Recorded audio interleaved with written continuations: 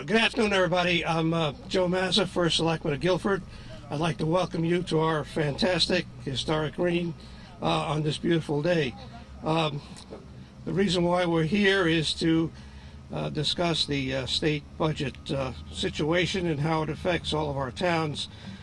Behind me, we have, first of all, Laura Francis, who is the First Selectman of Durham, Noreen Corcaruta, who State Representative for Madison and Durham, Jamie Cosgrove, who is the First Selectman of Brantford, Tom Banish, First Selectman of Madison, Charles Havener, who is a member of the Board of Selectmen of Guilford and is my second selectman, and Bruce Wilson, who is a member of the Board of Selectmen of Madison. I think I've gotten everybody. Am I correct? Okay.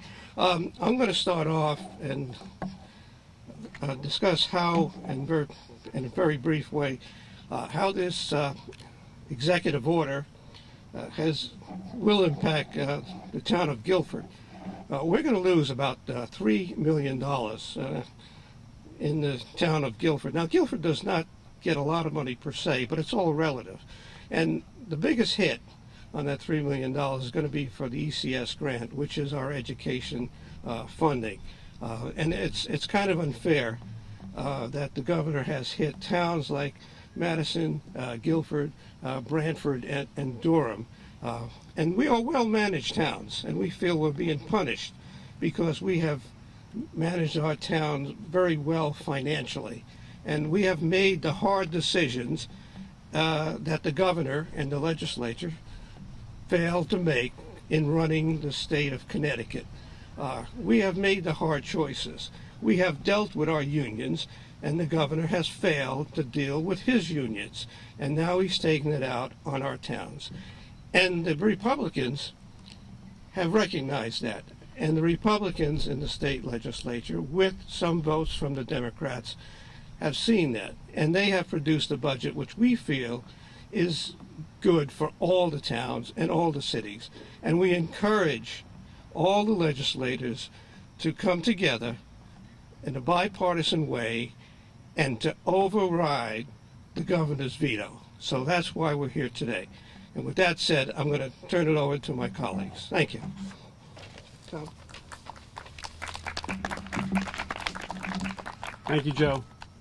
As Joe said, we're here to ask the legislature to override the governor's veto. We've heard some word out of the Capitol that is not going to happen and it can't happen. And if that's the case, we're requesting that the legislature get to work and put together another budget. The budget that was passed may not have been perfect, but we think that it was workable and that it could have been the start of something. What we cannot live with, we have to avoid the governor's executive order because it punishes the towns for their fiscal integrity and will weaken all of us financially. Yesterday, the Connecticut Conference of Municipalities held a press conference, and they outlined three things that they thought must be a part of the next state budget. And I agree with that, and I'd like to reiterate those three things. First one is that there can be no additional property taxes on towns and cities. Property taxes are the most regressive in the state, and they hold back economic development. They hurt seniors and those who can least afford it. Shifting the teachers' retirement onto the property tax will lead to years of tax increases in the areas that we can least afford it. Number two, there must be local structural reform and mandate relief. This is integral to any budget. If we don't get relief from these mandates, it won't help us out at all. The budget that was passed was vetoed. The budget was passed and vetoed, contained many important reforms to binding arbitration and relief from mandates such as prevailing wage. We feel strongly that the municipal reform package contained in this budget must remain in any final product that becomes law. Finally, the legislature must pass a budget based on the idea that we're all in this together. Too many times the legislature has pitted cities against towns and vice versa. We're all interdependent. Our leaders must become representatives for the state and not just their district. A rising tide lifts all ships, and it's time for them to work for the betterment of all instead of trying to divide cities and towns. So, basic premise here is we need a budget that's generated from the legislature, whether they override the veto or whether they pass another one. We need a budget that we can all live with. Thank you.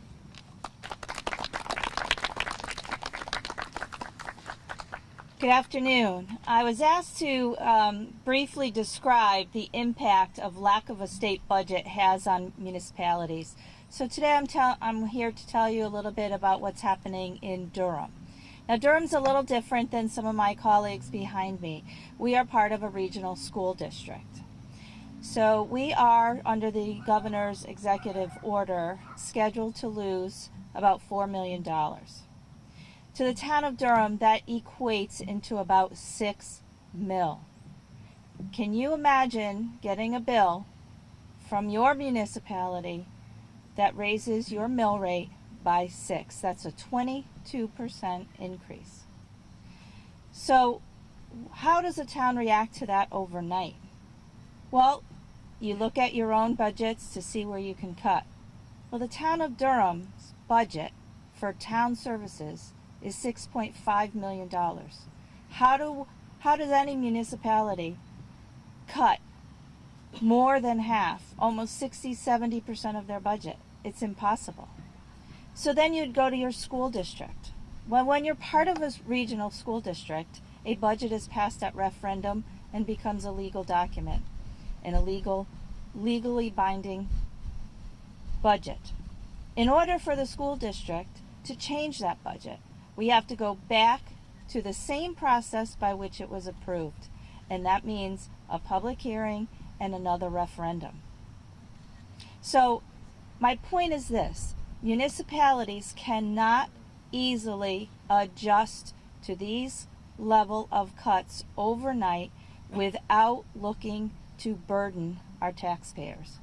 So when you hear the governor or you hear a state representative or state senator say that operating under this executive order is not a tax increase, it most definitely is. It will be the biggest tax increase to our property owners in Durham that we could have ever imagined. No way would we have ever proposed a building project, a road project, a programmatic project that would have burdened our taxpayers in 1 year by 22%. So again, I join my colleagues here in urging the state legislature to quickly either vote to override that budget or veto and implement the budget that was passed through the legislature, or work equally as fast to create a new budget so that we can operate it. It's causing strained relationships between mayors and first selectmen and boards of education. It's frightening our residents to worrying how they are going to pay their tax bills when they come. And it's frightening our superintendents, wondering how they're going to, next year we'll be having to adjust that budget, correct? And then they're going to wonder how they're going to provide education, fulfill the mandates that are upon them with much decreased budgets in the future. Thank you.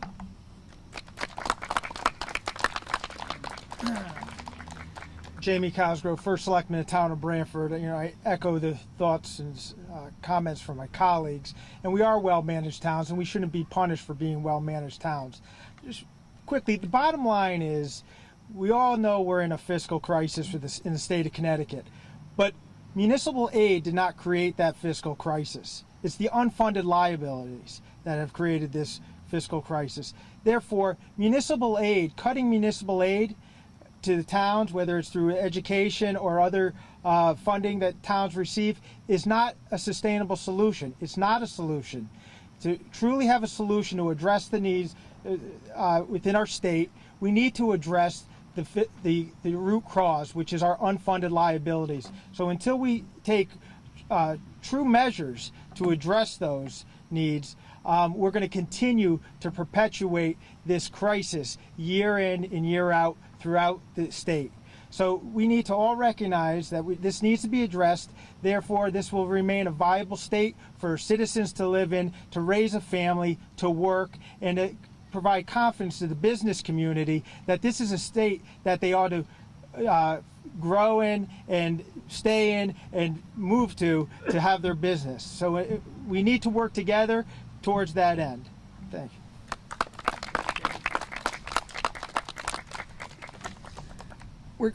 Good afternoon. We're definitely going to have some time afterwards for you if you have any questions of our first selectmen from these area towns.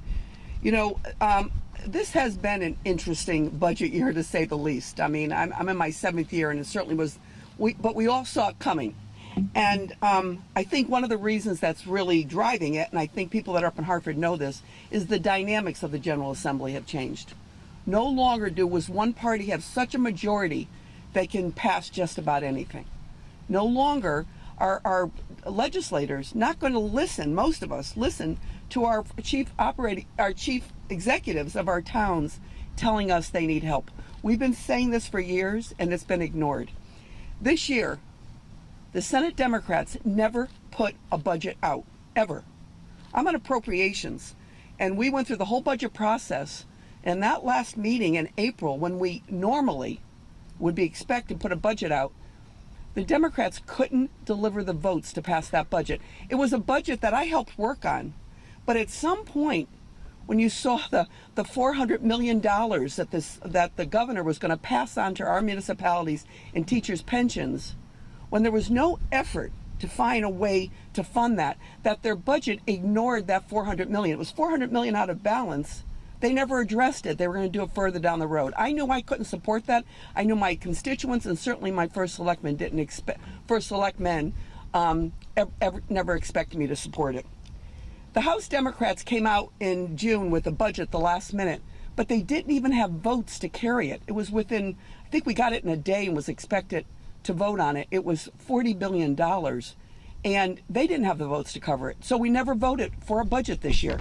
We were told we would come back the middle of July or June or July and vote on a budget. Instead, we were brought back, the big rush, brought back to vote for a concession plan that just kicked the can down the road further, made no changes structurally to our union contracts. We had 34 or 35 contracts that were open. It was a time for the legislature to sit down and do what was right. But instead, what happened, in a partisan vote with the exception of one Democrat, we passed an incredible concession plan that 42,000 residents of Connecticut got this benefit at the expense of $3.5 million of the rest of our taxpayers, and certainly at the expense of our small towns and our cities. The bipartisan budget that passed, both houses, hardly was perfect. It was a version that had 9 different versions as we went through, 9 different versions. And people talk about compromise. I will tell you what was in here with compromise. This budget that passed in a bipartisan manner with 9 Democrats voting with us, this budget accepted the concession plan. It was very hard for us, but we knew it had been voted on. The governor quickly signed it. They had to get this deal done for these 42,000 union members. We included that in our budget. This budget also included a hospital tax. We certainly weren't on board with that originally, but the Democrats negotiated with the union, with the hospitals, and again, we went along with that. We compromised again. What we didn't compromise on was the lack of real structural changes. Changes that the gentleman and Laura behind me have been asking for. Reform to binding arbitration. Reform to prevailing wage. Reform on how we pass our contracts with the unions in Hartford. These are things we've been talking about for years. Our budget included that. And our budget also did not include a tax increase. Those were the 2 points where we didn't want to compromise. We certainly found ways to cover that teacher's pension so we didn't pass it on to our unions. We were lucky enough to get historically to get the budget out, our budget, the bipartisan budget, out of both chambers. And as you know, it was vetoed. So yesterday, one of the things the budget would have done was it would have given money to the towns and things you heard about right away. We are now in October. These folks voted on their budgets in May. They started them July 1. Their taxpayers voted on a budget, and now we're pulling the rug out from underneath them. This bipartisan budget would have said for the next 2 years, we're going to hold you harmless, but moving forward, we need to take a really good look at education funding. And maybe we can't afford to continue to pay for education for some of our communities. Maybe we have to step up. But along with that would have been mandate relief that I think a lot of small towns would have welcomed. So yesterday we were called in. We were notified in less than 24 hours, which with this speaker is sort of unusual. He's been actually pretty respectful of time. But I think he realized he didn't know who was in. Three of the 5 House members that voted with us were not able to come. And he called in, and I think he just wanted this to go away. What he wanted to go away was this conversation you heard today. He called it silly what's going on right now. That selectmen are calling on their state legislators to step up and support their constituents, not their caucus, is what he's calling silly. Well, it's not silly. It's really, really our job. So right now, because there was no action taken yesterday, that budget is still active. Been vetoed, but it's the only budget that's passed. It's the only budget that's really been presented and vetted.